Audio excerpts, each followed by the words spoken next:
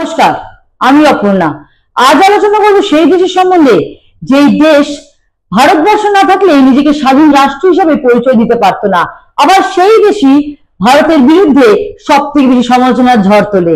হ্যাঁ, ঠিকই ভাবছেন, আজ কথা বলবো বাংলাদেশ নিয়ে। ভারত পাকিস্তান যুদ্ধের সময় সব থেকে বেশি সমালোচনার ঝড় তুলতে দেখা গেছে বাংলাদেশকে। আর এই বাংলাদেশের মানুষরাই নির্লজ্জের মতো ভারতের বিরুদ্ধে নানা সমালোচনা করেন। আচ্ছা, 1971-এ যদি ভারতবর্ষ আপনাদের পাশে না দাঁড়াতো তাহলে ওই পাকিস্তান, হ্যাঁ ওই পাকিস্তানই বাংলাদেশকে গুড়িয়ে দিত। সেই পাকিস্তানের হাত থেকে বাংলাদেশকে স্বাধীন করেছিল কে? নিজেদের প্রশ্ন করুন, নিজেদের প্রশ্ন করে জিজ্ঞাসা করুন, ভারতবর্ষ না থাকলে আজকে সত্যি বাংলাদেশ পাকিস্তানের বুক থেকে বেরিয়ে এসে নিজেদের স্বাধীন রাষ্ট্র হিসেবে পরিচয় দিতে পারত? বাংলাদেশিরা বাংলা ভাষায় কথা বলতে পারত? বাংলাদেশ হয়তো পাকিস্তানের অন্তর্বর্তী হয়ে উর্দু ভাষাতে আজকে কথা বলতে হতো বাংলাদেশের মানুষদের। আর ভারতবর্ষ সেই ভারতবর্ষকে নিয়েই আর যুদ্ধের সময় তাদের পাশে না দাঁড়িয়ে সোশ্যাল মিডিয়াতে তাদের বিরুদ্ধে নানা রকম কটু মন্তব্য করে সমালোচনার ঝড় তুলছে বাংলাদেশ। বাহ! আজ কথা বলবো 1971-এ বাংলাদেশের মুক্তি আন্দোলন নিয়ে। আর এই মুক্তি আন্দোলনে ভারত কিভাবে সহায়তা করেছিল বাংলাদেশকে তা সম্বন্ধে আমরা বিস্তারিত জানবো। হিন্দুস্তান ভাগ হওয়ার পরে দুটি স্বাধীন রাষ্ট্র তৈরি হয়, একটি ভারত, অপরটি পাকিস্তান। পাকিস্তানে দুটি অংশ হয়, একটা পূর্ব পাকিস্তান, অপরটি পশ্চিম পাকিস্তান।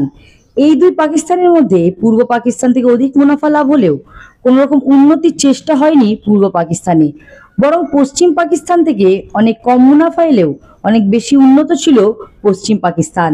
এই নিয়ে নানা তর্ক বিতর্ক হলেও মূল বিবাদ লাগে ভাষা নিয়ে।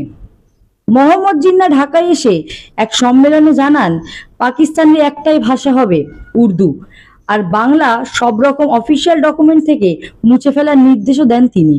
Let me make it very clear to you, leave no doubt that the state language of Pakistan is going to be Urdu and no other language. 1952 সালে ছাত্র এবং কর্মীরা মিলে ভাষা আন্দোলন চালায়। এই আন্দোলনের মূল বক্তব্য ছিল বাংলা ভাষাকে স্বীকৃতি দিতে হবে। আর এই আন্দোলনের ওপরেই পুলিশ নিষ্ঠুরভাবে গুলি চালায়, যার ফলে মৃত্যু হয় কিছুজন ছাত্রের। এই ছাত্রের মৃত্যুতে আরো উত্তপ্ত হয়ে ওঠে পরিবেশ। এরপরে 1956 সালে 21শে ফেব্রুয়ারি বাংলা ভাষাকে রাষ্ট্রীয় ভাষা হিসেবে স্বীকৃতি দেওয়া হয়। এছাড়াও পূর্ব পাকিস্তানের উন্নতির উপরেও সেভাবে নজর দেওয়া হতো না। এরপর ভোট নির্বাচনের কথা ঘোষণা করা হলে 1972 সালে শেখ মুজিবুর রহমান প্রচুর পরিমাণ ভোটে পূর্ব পাকিস্তান থেকে জিতে যায়। আর এই ভোট সংখ্যা ছিল সবটাই পূর্ব পাকিস্তান থেকে।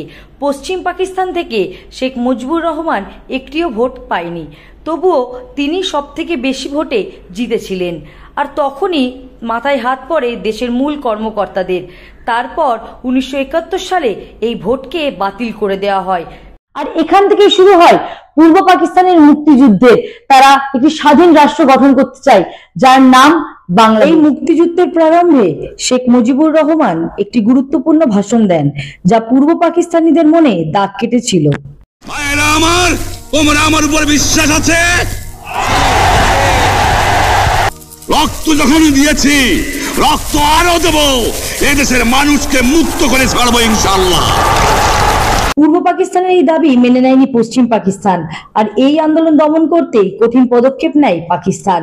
1971 সালে 21শে মার্চ 3টি যুদ্ধ বিমান পাঠানো হয় পশ্চিম পাকিস্তান থেকে। এই অপারেশনের নাম ছিল সার্চ লাইট অপারেশন। এই অপারেশনে মুক্তিযোদ্ধাদের খুঁজে খুঁজে বের করা হয় এবং তারপর নৃশংসভাবে হত্যা করা হয়। এই গণহত্যায় মৃত্যু হয় প্রায় 3 লাখ বাঙালির। এই সময় ভয়ে লাখ লাখ বাংলাদেশি পালিয়ে যায় ভারতে। তাদের থাকা খাওয়া সবকিছুরই বন্দোবস্ত করে ভারত সরকার। তবে এই সময় ভারতের আর্থিক সংকট এসে পড়ে, ফলে ইন্দিরা গান্ধী মাঠে নামেন। তিনি বাংলাদেশের মুক্তিযোদ্ধাদের পাশে এসে দাঁড়ানোর কথা দেন এবং তিনি সেই কথা রাখেন। ভারত সরকার সরাসরি এই যুদ্ধে যোগদান না করলেও অস্ত্র ও নানা রকম ট্রেনিং দিয়ে সহায়তা করতে থাকেন। পাকিস্তানিরা বুঝতে পারে ভারত সরকার সহায়তা করছে পূর্ব পাকিস্তানকে। আর এই সহায়তার কথা বুঝতে পেরে পাকিস্তান সরাসরি আক্রমণ করে ভারতের উপরে, বোম্বিং শুরু করে ভারতের অমৃতসর, কাশ্মীর এবং নানান জায়গায়। मैं एक खतरे के समय बोल रही हूँ। कुछ ही घंटे पहले करीब 5:30 बजे शाम के 3 दिसंबर पाकिस्तान ने हमारे ऊपर एक हमला किया। এরপর শুরু হয় ভারত পাকিস্তানের যুদ্ধ। দ্বিতীয় বিশ্বযুদ্ধের পর এত বড় যুদ্ধ দেখেনি গোটা বিশ্ব। এরপর পূর্ব পাকিস্তানে ঢাকা শহর ঘিরে নেয় ভারত, আর ঢাকা শহরে লোকায়িত ছিল পশ্চিম পাকিস্তানের প্রায় 93,000 সৈন্য। আর এই সৈন্যকে একত্রিত করে তাদের ক্ষমা চাহাতে বাধ্য করে ভারত সরকার। এরপর পূর্ব পাকিস্তান হয়ে ওঠে স্বাধীন রাষ্ট্র। আর এই স্বাধীন রাষ্ট্র ভারতের সহায়তা না পেলে হয়তো কখনোই পূর্ব পাকিস্তান নিজেকে স্বাধীন রাষ্ট্র বাংলাদেশ বলে ঘোষণা করতে পারতো না। আর সেই বাংলাদেশ আজ ভারতবর্ষের নামে নানান সমালোচনা করছে, সহায়তা করছে, যে পাকিস্তান একসময় তাদের ঘরে ঢুকে তাদের দেশবাসীকে মেরেছিল। যাই হোক, আজকের ভিডিও এইটুকুনি। ভিডিওটি যদি ইনফরমেটিভ লেগে থাকে তাহলে চ্যানেলটি সাবস্ক্রাইব করে দেবেন। আমরা আরো এরকম তথ্য নিয়ে এবং আলোচনা নিয়ে আসবো আপনাদের সামনে। ধন্যবাদ।